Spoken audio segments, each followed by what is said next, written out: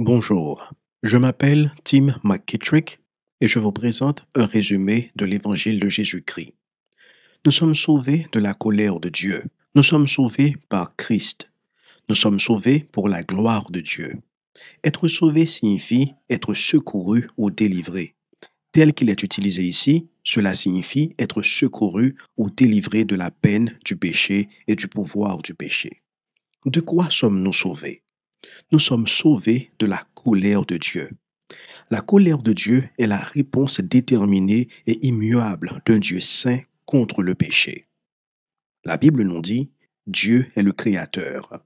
Au commencement, Dieu créa le ciel et la terre. Genèse 1er, verset 1er.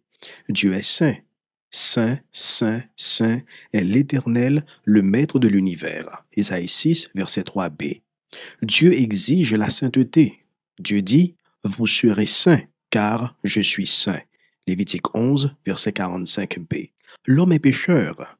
Tous ont péché et sont privés de la gloire de Dieu. Romains 3, verset 23. Il n'y a pas de juste, pas même un seul. Romains 3, verset 10. L'homme paiera la peine du péché. Celui qui pêche, c'est celui qui mourra. Ézéchiel 18, verset 4c. Le salaire du péché, c'est la mort. Romains 6, verset 23a.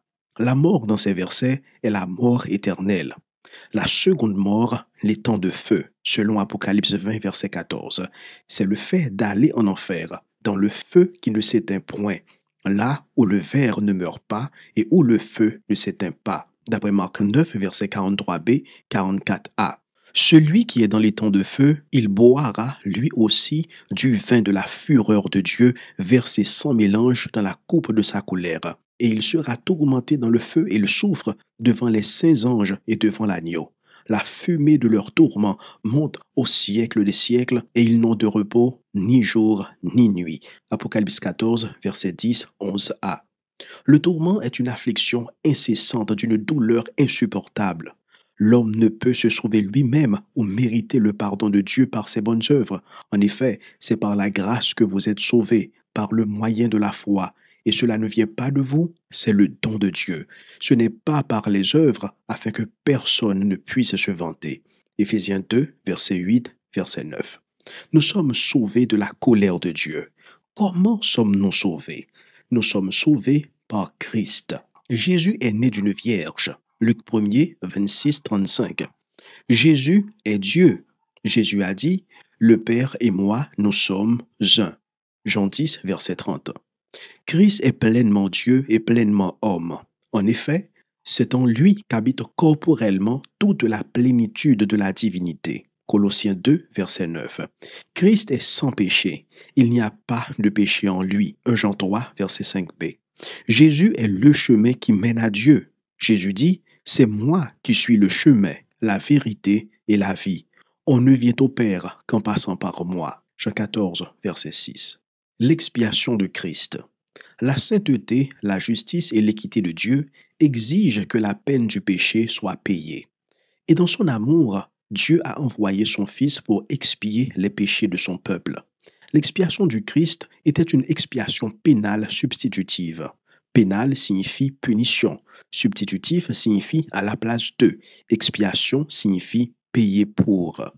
L'expiation du Christ était une œuvre de sacrifice substitutif dans laquelle Christ est mort à la place de son peuple pour payer la peine de leurs péchés. Bonjour, je m'appelle Tim McKittrick et je vous présente un résumé de l'Évangile de Jésus-Christ. Nous sommes sauvés de la colère de Dieu. Nous sommes sauvés par Christ. Nous sommes sauvés pour la gloire de Dieu. Être sauvé signifie être secouru ou délivré. Tel qu'il est utilisé ici, cela signifie être secouru ou délivré de la peine du péché et du pouvoir du péché. De quoi sommes-nous sauvés? Nous sommes sauvés de la colère de Dieu. La colère de Dieu est la réponse déterminée et immuable d'un Dieu saint contre le péché. La Bible nous dit, Dieu est le Créateur. Au commencement, Dieu créa le ciel et la terre. Genèse 1er, verset 1er. Dieu est saint. Saint, saint, saint est l'Éternel, le Maître de l'univers. Ésaïe 6, verset 3b. Dieu exige la sainteté.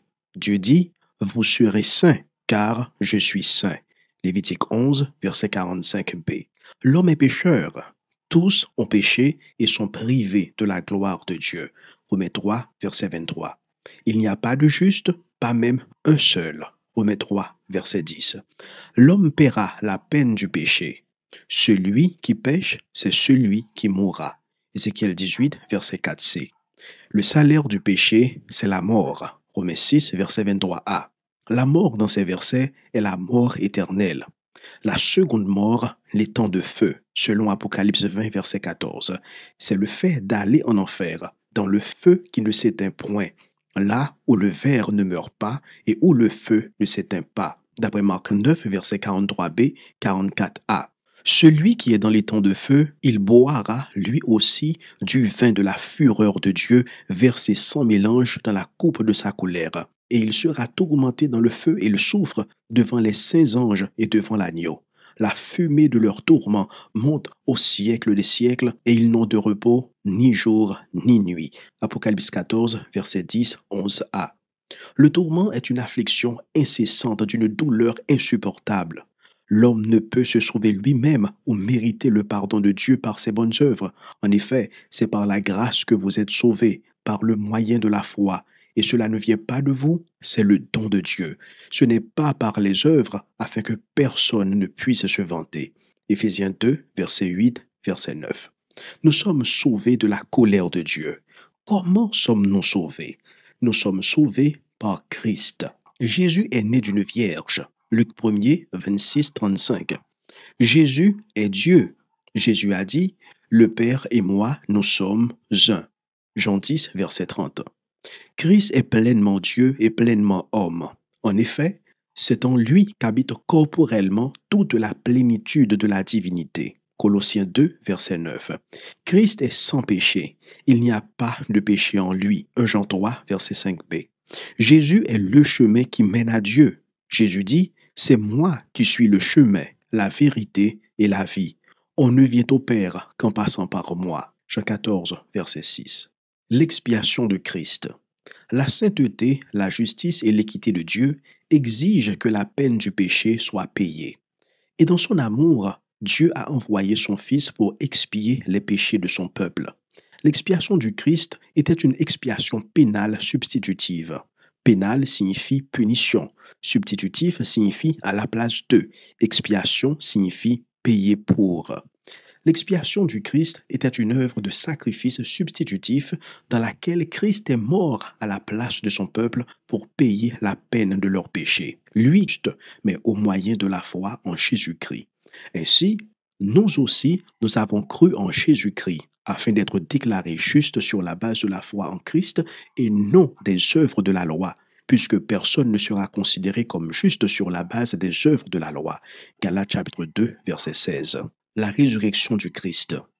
Mais Dieu l'a ressuscité. Acte 13, verset 30. La résurrection est la preuve que Dieu a accepté le sacrifice du Christ, lui qui a été donné à cause de nos fautes et qui est ressuscité à cause de notre justification. Romains 4, verset 25. Nous sommes sauvés pour la gloire de Dieu. Quelle sera votre réponse? Nous sommes sauvés pour la gloire de Dieu. Dans son amour, il nous a prédestinés à être ses enfants adoptifs par Jésus-Christ. C'est ce qu'il a voulu, dans sa bienveillance, pour que nous célébrions la gloire de sa grâce dont il nous a comblés dans le bien-aimé. Éphésiens chapitre 1er, verset 4c au verset 6. Nous sommes sauvés pour célébrer la gloire de sa grâce. Le salut vient entièrement de Dieu et a pour seul but sa gloire. Nous sommes sauvés pour la gloire de Dieu. Quelle sera votre réponse? La repentance et la foi. La vraie foi est toujours accompagnée de repentance. La repentance signifie changer d'avis, ce qui entraîne le changement de comportement. La repentance consiste à se détourner du péché, à se tourner vers Dieu en abandonnant les idoles pour servir le Dieu vivant et vrai. 1 Thessaloniciens chapitre 1er, verset 9a. Sans tenir compte des temps d'ignorance, Dieu annonce maintenant à tous les êtres humains, partout où ils se trouvent, qu'ils doivent changer d'attitude, parce qu'il a fixé un jour où il jugera le monde avec justice par l'homme qu'il a désigné. Il en a donné à tous une preuve certaine en le ressuscitant. Acte 17, versets 30 et 31. Et la preuve d'une foi salvatrice véritable est l'obéissance à la parole de Dieu. Jésus a dit, si vous m'aimez, respectez mes commandements. Jean chapitre 14, verset 15. Jésus a dit, si vous demeurez dans ma parole, vous êtes vraiment mes disciples. Jean 8, verset 31a. Allez-vous vous repentir de vos péchés et faire confiance au Christ seul pour votre salut?